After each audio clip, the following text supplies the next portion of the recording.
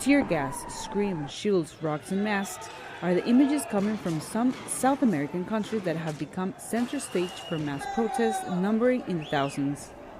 So far, dozens of people have been killed in these violent clashes.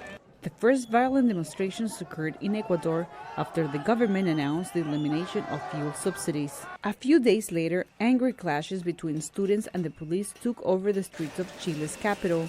The protests over income inequality erupted after President Sebastián Piñera announced a 30 peso increase in metro rides. In neighboring Bolivia, citizens took to the streets over allegations of electoral fraud by President Evo Morales. After 13 years in the presidency, Morales stepped down, suggesting he was being forced out. Even though he left office and the country, protests, riots, and violence continue in Bolivia as his supporters demand his return. Experts say while each South American nation is unique, these protests are rooted in the region's perennial themes of income inequality, poverty, and endemic corruption.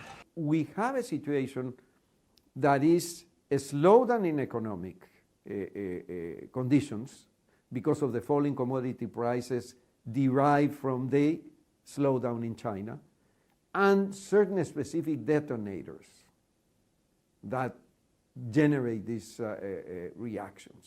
The International Monetary Fund estimates that since 2014, the economies of South America have grown an anemic 1.3%, and growth this year is expected to top out at only 0.6%. Economist Isaac Cohen says that in troubled times, minor issues can blow up into big problems. In Chile, for example, the trigger for the disturbances was a small increase in the price of a subway ticket. Protesters said it was not the 30 pesos, but 30 years of inequality and lack of opportunities, plus a privatized economy that led them to take the streets.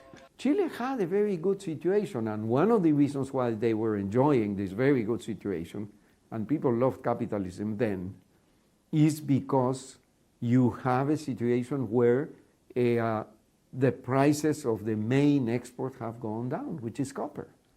People forget, for instance, that in the case of Chile, Chile is still a commodity exporting economy.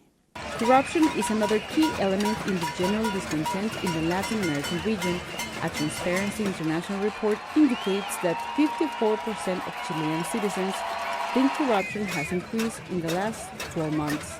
This means Latin Americans are likely to continue to demand their governments aggressively tackle corruption, say experts. And so citizens are feeling empowered. They want their governments to respond to the acts of politicians, and they're done with the impunity of the political classes. Latin American experts emphasize that corruption, poverty, inequality aren't going away, and predict that violent protests are likely to continue well into the new year. Cristina, Caicedo, Smit, VOA News, Washington.